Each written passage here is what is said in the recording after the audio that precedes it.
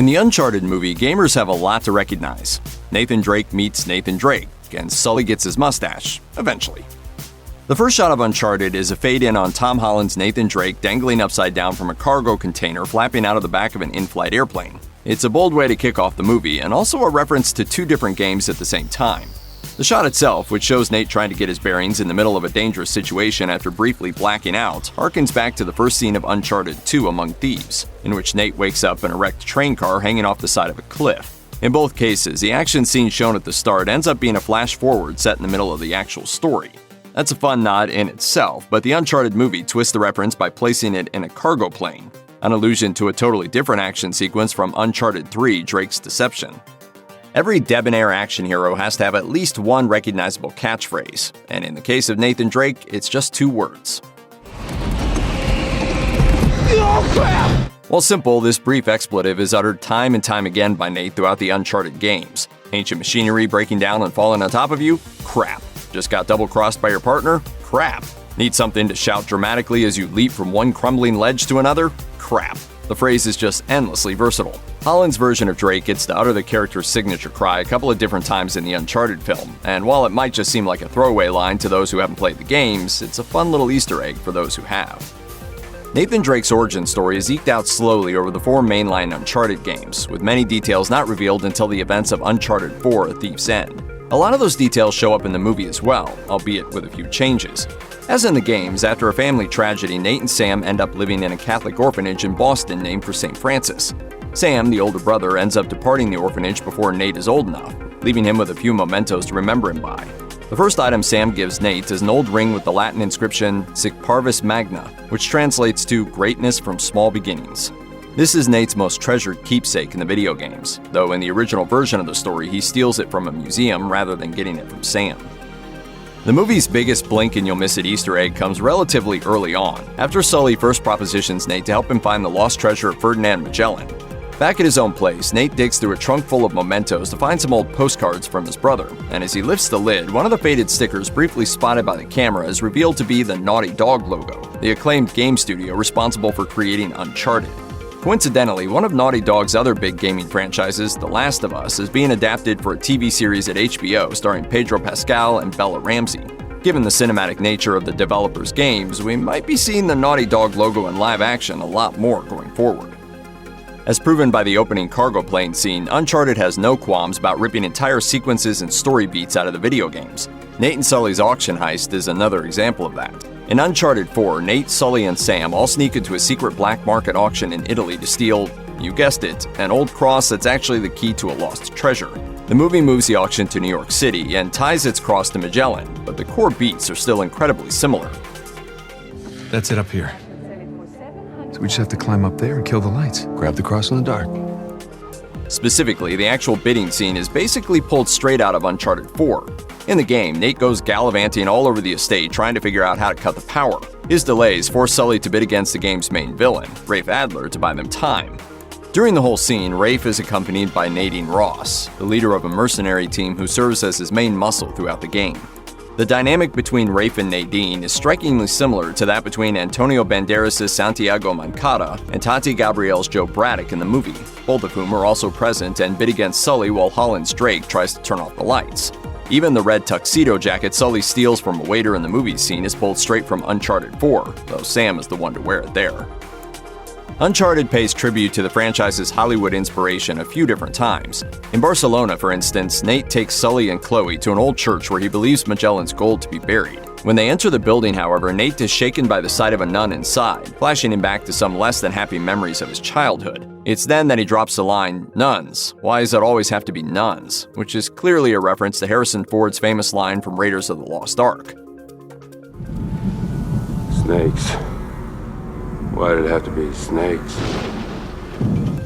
Shortly thereafter, in an attempt to bond with Chloe, Nate asks her why she decided to become Indiana Jones. This is obviously less of an Easter egg and more of an overt reference that nearly breaks the fourth wall. The revelation that Indiana Jones exists in the Uncharted universe is funny and maybe even a little odd, but you've got to give the movie credit for not trying to hide the series' influences. Well before the theatrical release of Uncharted, Nolan North, the man responsible for Nathan Drake's voice and performance capture in the video games, shared a picture of himself on set chatting with Tom Holland. The pick immediately sparked speculation that North could have a cameo in the film, which ultimately ended up being true.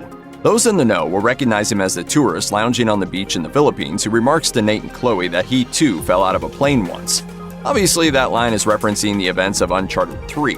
It's fun to see the two versions of Drake interact, and if anything, the film maybe could have benefited from a little more Nolan North. As a fun bonus, North's cameo is accompanied by a quiet reprise of the Uncharted game's theme music.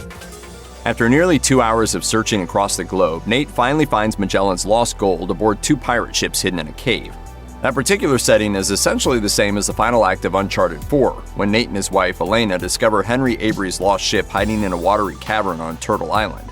In both cases, the ships are loaded down with treasure troves of gold, and they both end up eluding Nate's grasp, albeit in different ways.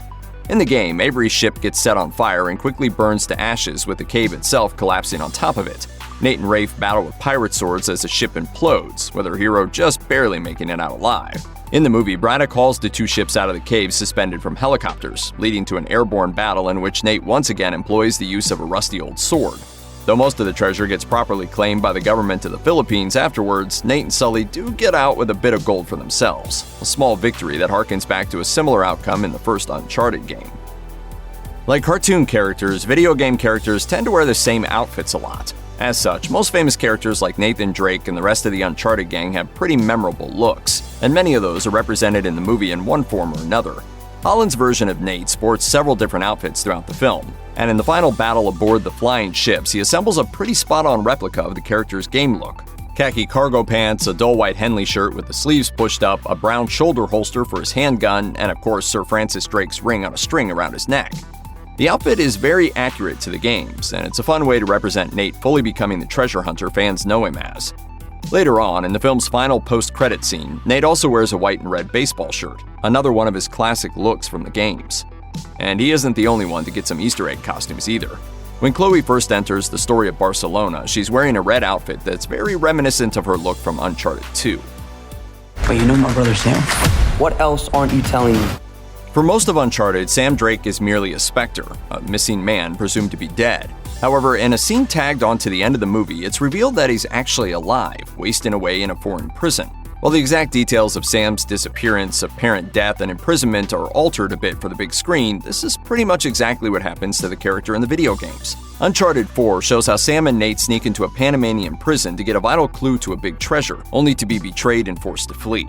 In the escape attempt, Sam is shot and Nate leaves him, believing him dead. Years later, it's revealed that Sam survived the bullet and that he was thrown in a dark cell to rot. If an Uncharted 2 ever happens at Sony Pictures, it should be interesting to see how the revelation of Sam's survival will work its way into the plot. He may have a bone or two to pick with Wahlberg's Sully for leaving him behind on their quest for Magellan's treasure, which could cause some interesting tension. The movie's post-credit scene shows Nate negotiating with an eye patch-wearing man named Gage, played by Game of Thrones alum Pilo Asbeck. The two have agreed on a trade of Nate's ring for an old Nazi map, but Gage quickly pulls a double cross and demands both. The most interesting part of the scene for fans of the games is that Gage's boss is apparently named Roman. A character named Gabriel Roman, an old acquaintance of Sully's, is one of the main villains of the first Uncharted game. There's no way that's a coincidence, which means that Roman is being set up as an antagonist for the next movie if one gets made. Additionally, the mention of a Nazi map is also a reference to the first game in the series, which involved a cursed treasure sought by the Nazis during World War II. Perhaps the most exciting implication of these references is that they paved the way for the live-action debut of Elena Fisher, Nate's constant companion and eventual life partner in the games.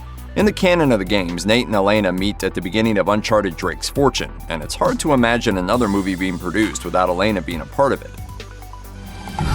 Should have seen that one coming. The Uncharted post-credit scene also includes 3 fun Easter eggs for Sully: his mustache, his revolver, and a cigar. All 3 of those items are key parts of Sully's video game persona, and they are glaringly absent for most of the film. He's even wearing green in the shot, which is arguably his most frequently worn color throughout the franchise. It's fun to see Wahlberg's version of Sully finally completed with all the necessary accessories, but the scene also raises the question, why did it take him so long to get them? Check out one of our newest videos right here. Plus, even more Looper videos about your favorite movies and TV shows are coming soon. Subscribe to our YouTube channel and hit the bell so you don't miss a single one.